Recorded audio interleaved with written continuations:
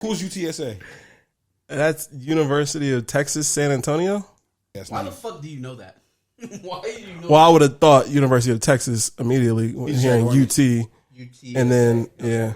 Nah, you just got off the orientation with these niggas. That's a fact. I'm getting my master's at UTSA.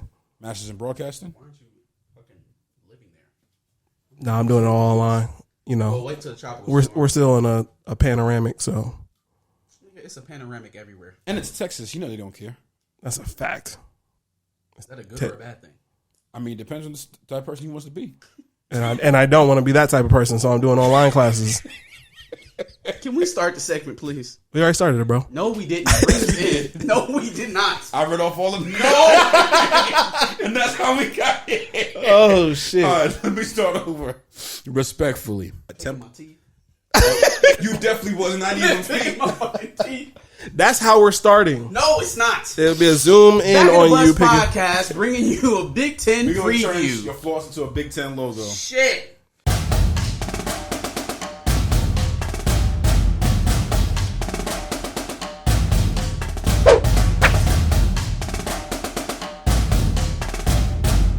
Week 1 Big Ten. We got Temple at Rutgers. Who do we think is going to win between Temple and Rutgers? I got Temple. You got Temple? Temple beat upsetting people early. I think they beat Maryland in like the first couple of weeks last year. Do you know Mike Loxley's? Well, you know what? I'll save this for the Maryland game. But let me tell you, Maryland, they don't know the meaning of the word run. Like, I'll tell you why it's so crazy in a minute. And we got Ohio State at Minnesota. You already know who won in that game. I got Ohio State, but I don't have them doing it impressively. I don't either. Even if they do, though, and that's just my opinion, but if they do blow out Minnesota, be cautious of fool's gold, because I seem to remember Minnesota getting torched by a certain team in the air, on the ground, however they wanted it. They were getting in the backfield on defense last year in the opener, and that team proceeded to be pretty terrible. So that is a fact. Wary. Can we name? We can name that team in that case. We don't need to. I think we can name that team. Be wary of fool's gold. Be wary of fool's gold versus Minnesota. I mean, it's cool because they're actually next on the list.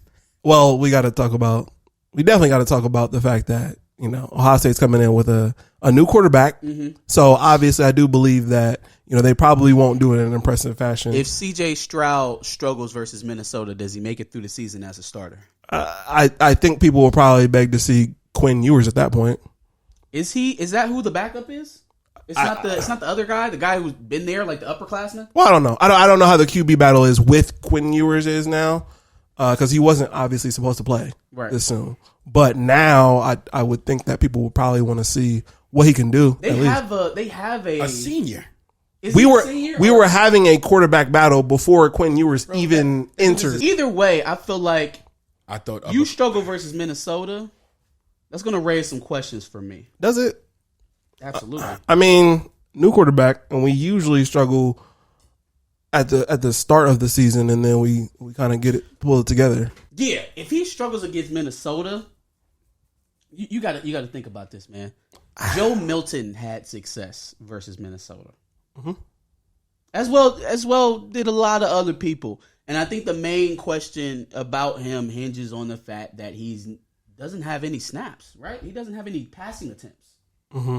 In his career. This is a redshirt freshman. He set the whole last year being able to sit comfortably behind Justin Fields, eventual lottery pick. Yep. And I remember us having a similar conversation about Justin Fields, you know, when he was getting ready to make his Ohio State debut. And I think the main difference is that had it not been for Jake Fromm at Georgia, Justin Fields would have had the type, at least I feel like, production wise. I don't know about playoff success or anything like that. But production wise, it's fairly safe to say you can pencil in his production at Georgia as very well as you did at Ohio State. Probably more, because then he doesn't spend a year on the bench at Georgia behind Jake Fromm. Right. That's wild. So CJ Stroud has a level of expectation on him to be that prototypical, what's his name? Is it Barrett? JT Barrett. Dwayne Haskins, Justin Fields type of quarterback. And the thing that's unique about this position is that it's going to be different from other freshman QBs. Mm-hmm. Ohio State's offense is built on running. It's also stretching the field vertically. And so if they're not able to do that, that takes a big part of their offense away. Yep. If CJ Stroud cannot stretch the ball versus actual live competition, people wearing other jerseys from him. I know a lot of people are excited about the spring games and spring practices, fall practices, and stuff like that. But when you line it up against another team, you got to prove it. Yep. Now, he's got a great offensive line. He's got great receiving core. He's got all of the tools to be successful. With all that being said, who will survive? Come out and struggle versus Minnesota, you're throwing chum in the Big Ten waters. He can't have first game jitters. I mean, like you said, he hasn't had any snaps, so he's not allowed to have a rough first game. You play for OSU, dog. If you struggle against this secondary, how am I supposed to trust you in the very next week versus Oregon? Now how am I supposed to trust you later on in the season versus Penn State in a whiteout? Mm-hmm. How am I supposed to trust you? Don't do it. I'm just saying. Don't do it. You got to compete. The only time we had a chance with y'all is when y'all had quarterbacks that weren't able to do what? Stretch the field. That's true. That's true. So, I'm not looking all the way to November right now. I wouldn't game, if I were you. Anyway, shut the fuck up. I wouldn't. That game is very far out of my vision right now. I don't even want to think about it. But as you shouldn't. I'm not talking to you. As you were, my brother. Thank you. CJ Stroud has a lot to prove. Yeah. Sure. Absolutely. He has a lot to prove. He has a lot to deliver on. And we are laying that on the shoulders of a guy who's never thrown a pass in college football. Mm-hmm. Who's next up, man? I'm tired of talking about CJ Stroud. Michigan State at Northwestern. Michigan State at Northwestern. I will take Michigan State. I'm going to take Pat Fitzgerald in Northwestern. Okay. I think that Mel Tucker in Michigan State, or at least another recruiting class away from being really competitive in the Big Ten, beating Michigan withstanding last year. I think things outside of that game got pretty tough for Michigan State. They didn't really do much in lines of recruiting this offseason. Their 2021 class wasn't all that great. We actually got a Michigan State flip in Rashawn Benny. So I just don't see enough firepower over there. I don't see enough impact players for me to say, oh, Michigan State's going to go out there and handle a Northwestern team that always plays consistent, mistake-free, fundamental football. Mm-hmm. Right? Like, you got to go out and beat Northwestern. They're not going to lay down for you. You got to beat them. I'll take Northwestern. I think Michigan State still edges it, despite what you just said. Everything you just said was factual, but I still just think Michigan State edges it and then goes on to have a mediocre season. Fordham at Nebraska. Fordham at Nebraska. I think Nebraska got that. Nebraska got Did anybody watch the game yesterday? Illinois and Nebraska. Mm-hmm. It was a shit show. Right. Thanks. Illinois looked like a team that was rebuilding, that was starting over, and of course they are. They just got Brett Bielema with Lovie Smith going out. Side note, you got to feel fucking terrible for Brandon Peters, man. Brandon Peters has had 3 season-ending injuries since he got his first start at Michigan. Like, you got to feel for that guy, man, because it is just like, he even put on weight. You could tell he was bigger, he was stronger. You know, he's always been a taller guy, but he put the bulk on this offseason. Mm-hmm. And then to go down in your first game for what looks to be a pretty big injury, that fucking sucks. Yeah, that's hurtful. So, you know, prayers out to Brandon Peters on that. But Nebraska, to be down 30-9 in the second half to a team with a new head coach, new coaching staff, you know, their second string quarterback who grad transferred from Rutgers with a 8 touchdown to 20 interception ratio. Oh my God. They pushed that nigga out there and he looked like Aaron Rodgers on y'all. God damn. Yeah, it's about to get ugly early in Nebraska. What the fuck happened to Nebraska being the next big team in the Big Ten? What happened to that? You know what's funny? Scott Frost got hired, what was it, a year after Harbaugh? 2 years after Harbaugh? I think it was, Harbaugh got hired in 15. I think Scott Frost got hired in 17. This is his fourth year. Yeah. Nebraska, I don't think, I could be wrong, somebody correct me on this, does not have a positive record versus ranked teams. Mm-hmm. They've never finished anywhere near the top 10. Mm-hmm. No postseason appearances, no Big Ten championships. They haven't even gotten close. Some of these seasons they've gone under 500, missed bowls. Why are we not calling for Scott Frost's job the same way y'all call for Harbaugh's every offseason? Literally every single offseason? Why are we not paying that same respect to Scott Frost? Do you not feel like there's higher expectations for Harbaugh as opposed to when I look at I think they got 5 national titles. When I look at the history of the Nebraska Cornhuskers, the black shirts, right? When Michigan won its last, the only reason why there's animosity between Scott Frost and Michigan is because when Michigan won, hear me, when Michigan won the national championship in 1997, Scott Frost and Nebraska tried to take their claim of it as if it was theirs. It's not how it works. Not how it works. Yeah, I mean, you put all that in a combination. Nebraska is a school that has every bit the history and tradition of Ohio State, a USC, a Michigan, and yet they have underperformed perpetually for decades now. Yep, that's a fact. And it's not just them. It's not just Nebraska. I seen people talking about Zach Charbonnet at UCLA. Listen, y'all. First of all, it was UCLA versus Hawaii. Damn. And this time last year, Zach Charbonnet was taken off for 71 yards versus Minnesota too. What did he do the rest of the season? Stop with the we should have kept Charbonnet over Haskins. That's dumb shit. That's loser shit. Stop saying that shit. Plus he transferred. It wasn't like we could keep him here.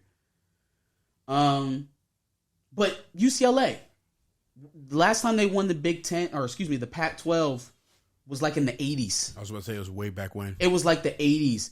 USC hasn't been to any kind of postseason play since the playoff has been around.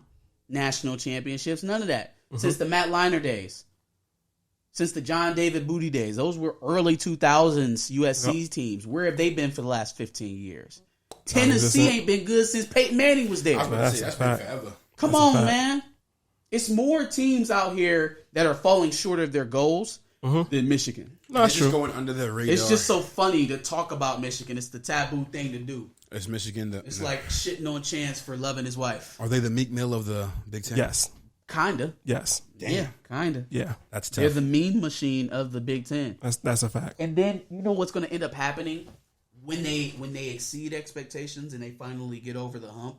They will find every reason to still hate them to discredit them. Yeah, not validate it. Only because they got lucky because. Right. No, that's exactly what it'll be. Well, you know what has to happen before that all happens is they actually have to exceed expectations. What's the next game? We have Penn State at Wisconsin. Ooh, big one. I think I got Penn State. Wait, where is it? At Wisconsin. Ooh. Yeah, that changes things. That definitely changes things. Hey Trey, you my nigga, but yeah, I got Wisconsin. Hate to break y'all dog. not walking in the Camp Randall. Yeah, y'all not. Yeah. Not in week 2. Y'all not tiptoeing in Not that. in week 2. That changes things. That town ever so. That's kind of crazy how just the location between those two kind of changes things. Because in Happy Valley, that would have changed things. It would have definitely swung it. Yeah. So that's another team that we talking about. Penn fucking State.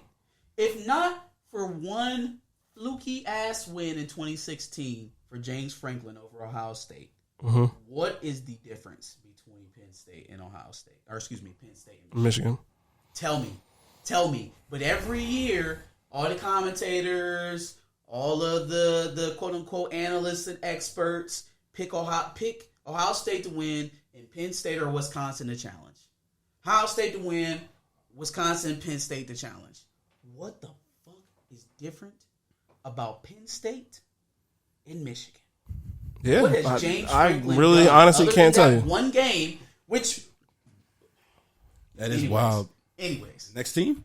No, that's factual, though. I can't give Penn State anything. That's hilarious. Western Michigan at Michigan. So, Michigan. Obviously, I got Michigan winning. Mm-hmm. But it's not about them just winning. It's about how they win. They got to put up a lot of points on Western Michigan. They got to put up yardage as well. Mm-hmm. There should be nothing less than 300 yards passing. Okay. And if Cade doesn't throw 300 himself, then JJ should come in and throw for another 100. Throw this rock. We already know we have the stable of backs. Hassan Haskins is coming back. You got Blake Corum, who put on a lot of weight, looks just as fast as what he was last season. And then you got the 5-star and Donovan Edwards behind him. You got a stable of backs. You've got an experienced offensive line. There are many starts between Vastardis and Filiaga and Hayes and Stuber. And then you even got new blood that you're excited about in Zach Zinter. You got guys. You have guys on offense. Now, there's a lot of questions on defense. But this is Gaddis' third year as the offensive coordinator. You've got 4 and 5 stars all up and down this offense. All up and down there. Kate McNamara is a high 4-star. Hassan Haskins was a high 4-star. Donovan Edwards is a 5-star. A.J. Henning, Roman Wilson, all of those guys high 4-stars. Right? Chuck Filiaga, all of those guys, you have talent on this offense, and it's been installed for 3 years. Show me. What you gonna do with it? Show me. Yeah, if y'all don't put at least 49 on Western Michigan, it's a problem. I'm saying 50. I'm saying 50. If you scored less than 50, something went wrong. I agree. Something went wrong. Defense, we got questions. We're thin along the defensive line, although our starters look tremendous.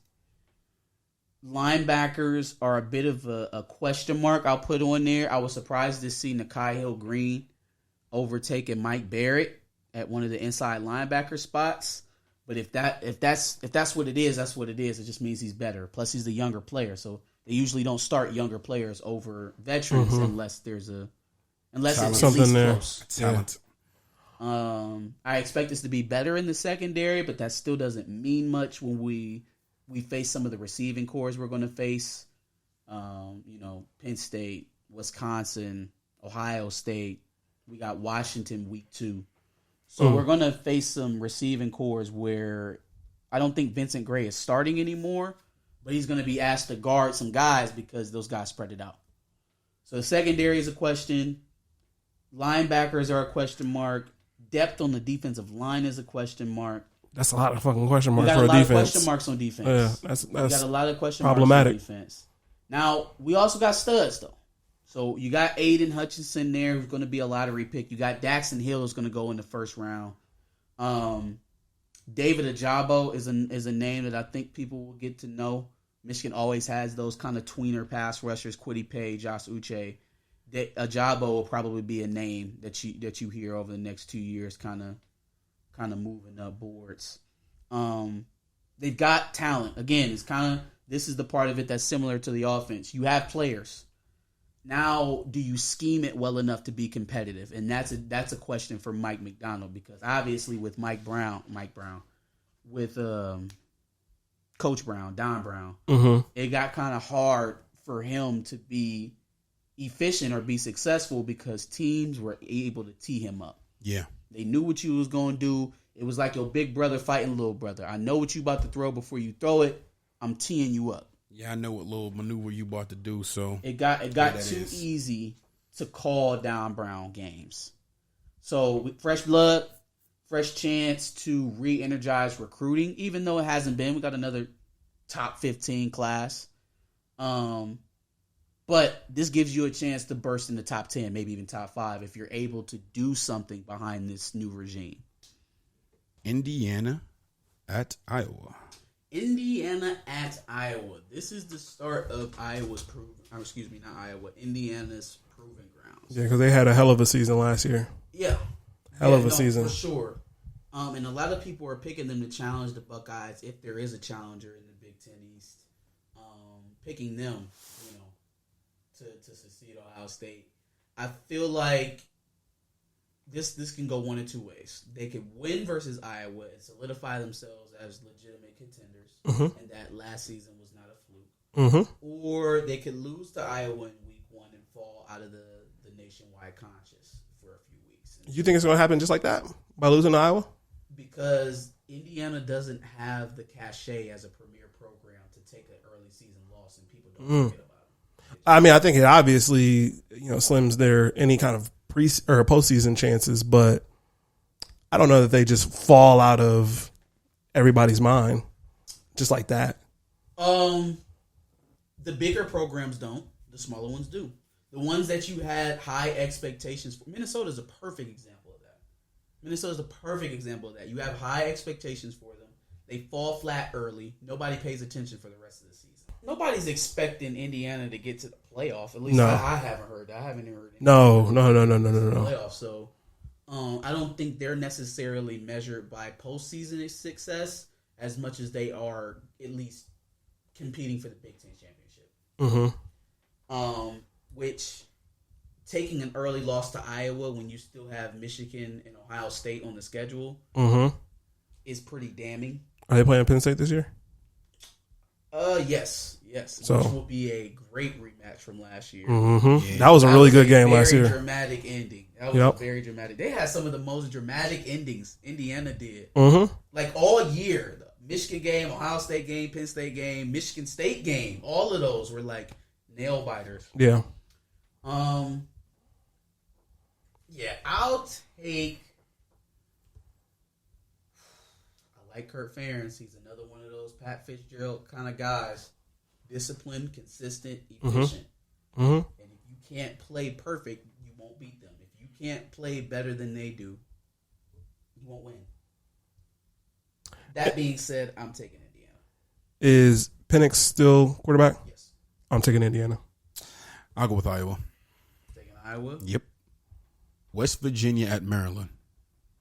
Mike Locksley, head coach for Maryland football. A Nick Saban disciple. Came from that coaching tree the same time as Michigan's offensive coordinator, Josh Gaddis. Rumor is that Michigan swiped Gaddis because Maryland wanted Gaddis before they got Locksley.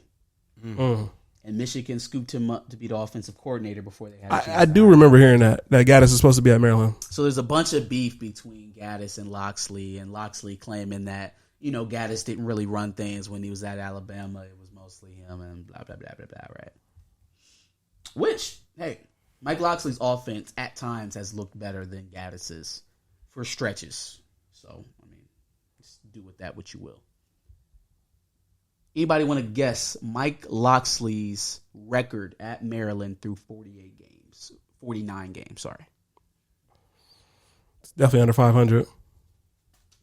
Actually, it might be under 300. Nigga drank the water for it. How bad is it? It might be under 300. 8-41 as a head coach. I'm not surprised. 8. How long has he been and 41. So I think it goes without saying I'm penciling that in as a loss for Maryland. And the only reason why I'm going with West Virginia because Maryland made me look stupid last year like twice. Yeah. So just off of, They have a nice offense. Tua's little brother. Fire. Great quarterback. I expect him to be better than what he was last year. I agree with that. Defense can't stop anyone. Mental mistakes happen a lot throughout their games. They're not a very disciplined team, and I think that's a reflection of their leadership. If I remember correctly, Tua's little brother didn't play that well in the first game last year either. I think the first game was versus Temple. Yeah. I think their first game was versus Temple. Definitely was Temple, yep. Yeah. And then they came back. And then he had 400 yards. Yeah, those three games where he was throwing for 400. Yep. So we'll see. They'll put up points. Will they win the game? Yes. Can they close? We'll see. We'll find out Saturday. USTA at Illinois. UTSA, I thought. Yeah, UTSA. Oh, okay. Illinois starting out 2-0. Yeah. Who would have thought it with Brett Bielema? Facts. UTSA doesn't scream winning against a big team, Big Ten team. Not with that ugly ass acronym. No, they got enough to bully them out of a win for sure. Yeah, that's the whole slate. Yeah. Sheesh. I thought there was more. Yeah, no. Week 2 is a good one because Michigan's got Washington. I think LSU plays. That's a good game. LSU plays UCLA this week too. Really? Okay. Georgia plays somebody. Georgia plays. Definitely got LSU against UCLA. Damn, Georgia plays somebody big. Yes, they have Clemson next Saturday. Okay. So Georgia, Clemson at 7:30, and then I think the UCLA LSU game is a night game as well. So those will be two premier matchups next week. You got any thoughts on those? I think obviously Georgia Clemson has huge postseason. Obviously that's going to be big for that. But I think potentially Georgia could beat Clemson. I really hope they do because I don't think that Georgia is going to beat all the SEC teams later on. So if they take out Clemson, obviously that's good for the Big Ten and Ohio State. Prove it to me though.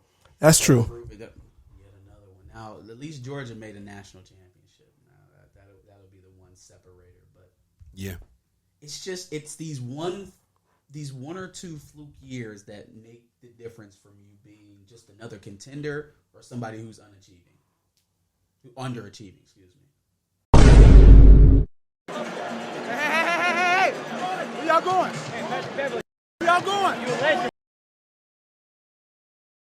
Thanks for watching another Back of the Bus Squad episode. Make sure you like, comment, subscribe. Want to check out another episode related to this? Go ahead and click that video to the left. And if you want to catch up on some of our other episodes, make sure you click the playlist below.